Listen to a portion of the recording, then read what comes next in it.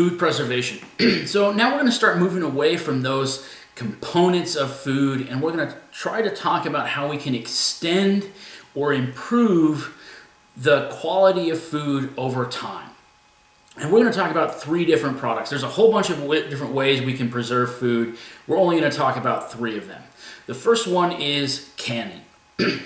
Canning is a process where we're trying to maintain the texture and flavor and vitamin contents of food, primarily vegetables and fruits, over a long term. Right?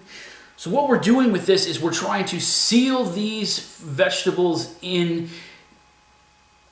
some sort of liquid and kill all present bacteria and allow them to maintain their flavor over a long period of time. So it's not true that anything that is canned isn't cooked. Because of the canning process, we're elevating the temperature to kill bacteria, which means that most of the food is going to end up being cooked. But the process should be fairly straightforward. The temperatures are sort of mild. We'll see that here in a minute. So we're not going to get that extreme breakdown of particles that we see when we actually cook food, so it's going to maintain sort of the consistency and the flavors of those raw vegetables over a long term without sort of sealing it off and preventing bacterial interaction, preventing those foods from decomposing.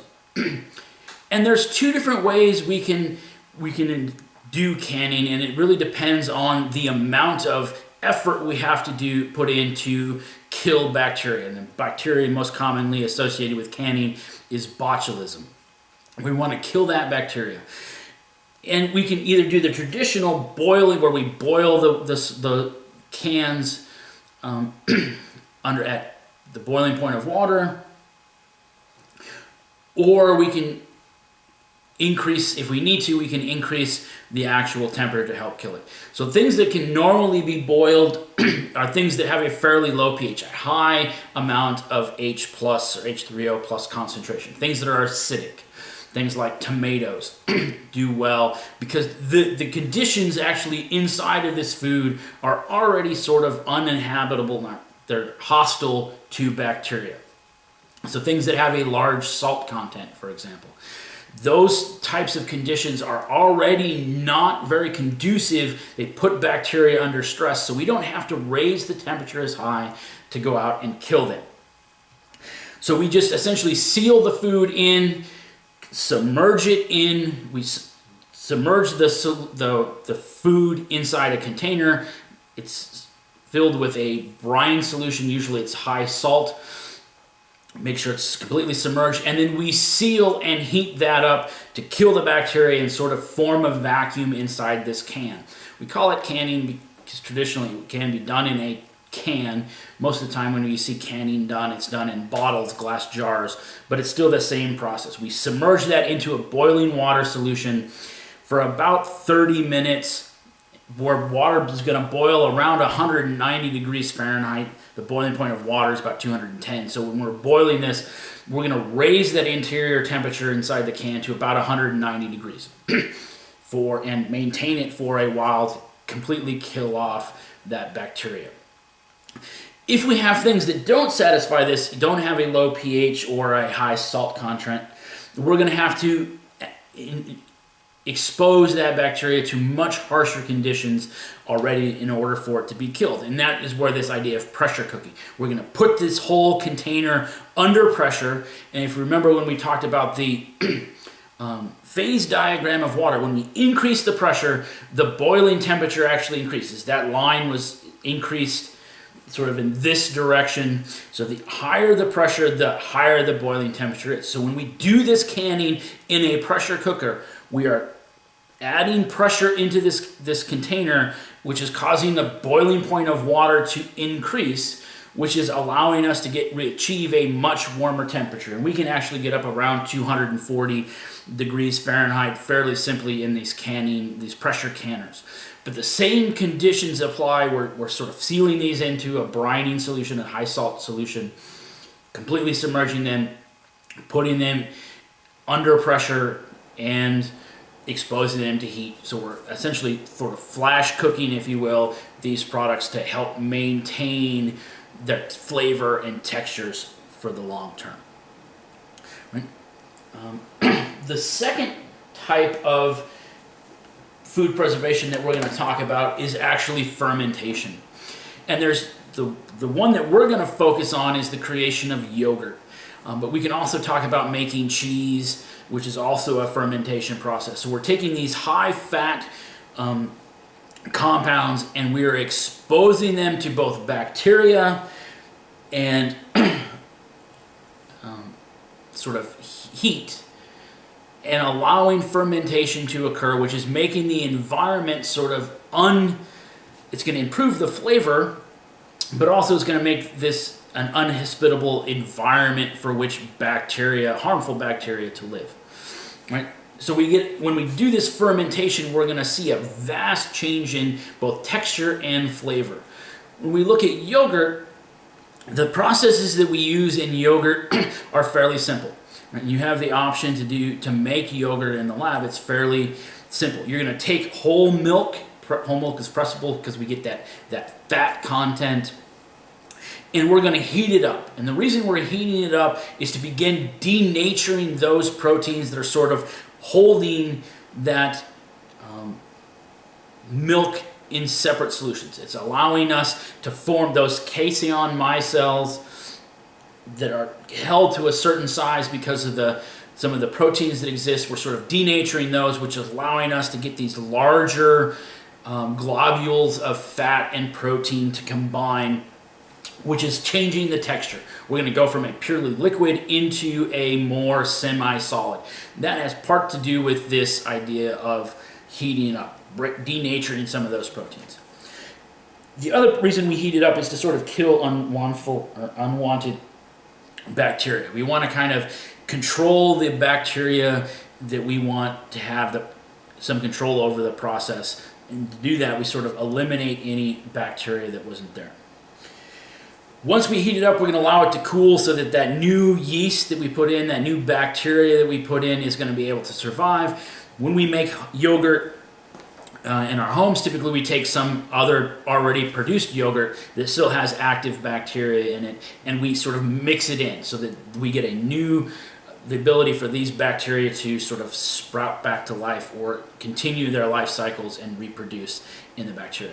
And this bacteria is going to actually help produce, one of the byproducts is going to be some sort of an acid, which is going to get what gives us this yogurt, for example, that nice tart flavor that we expect from yogurt, or plain yogurt. All right. So we're going to add that bacteria, and we're going to sort of let that bacteria stay under some conditions, allow that bacteria to grow, reproduce, and sort of do its magic to give us this finished yogurt. The last thing that we're going to do is let it sit. Right? We're going to cool it back down, make sure that those proteins are able to recombine and give us a nice, simple texture that we would enjoy. Right? We can do something similar with cheese. Again, in the lab, you could do cheese if you want. It's going to follow some of the same process. We're not usually going to add, at least in homemade cheese or simple homemade cheese, the bacteria to allow us to give this fermentation. We're essentially going to denature proteins and allow that fat and protein to combine, those curves to combine to give us nice texture that we would consider like a soft cheese. But then there's an aging process. If we look at cheese itself, the more hardy cheeses, we're adding bacteria to give it that nice sort of firm texture, and then cheeses are aged. A lot of the cheddars that we are familiar with are aged for years, 10, 15 years. And that's going to continue to allow that cheese flavor to mature and change over time. So that's the second. The last one, we're going to continue this idea of fermentation and talk about my favorite subject, beer. Right? As you probably heard in the previous lecture, my research is on beer.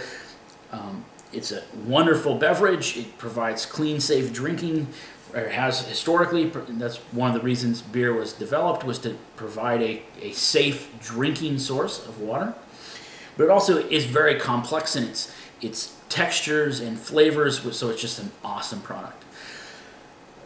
The steps when we make beer, we take some grain and the grain itself is allowed to germinate and start the process to convert starch to sugars.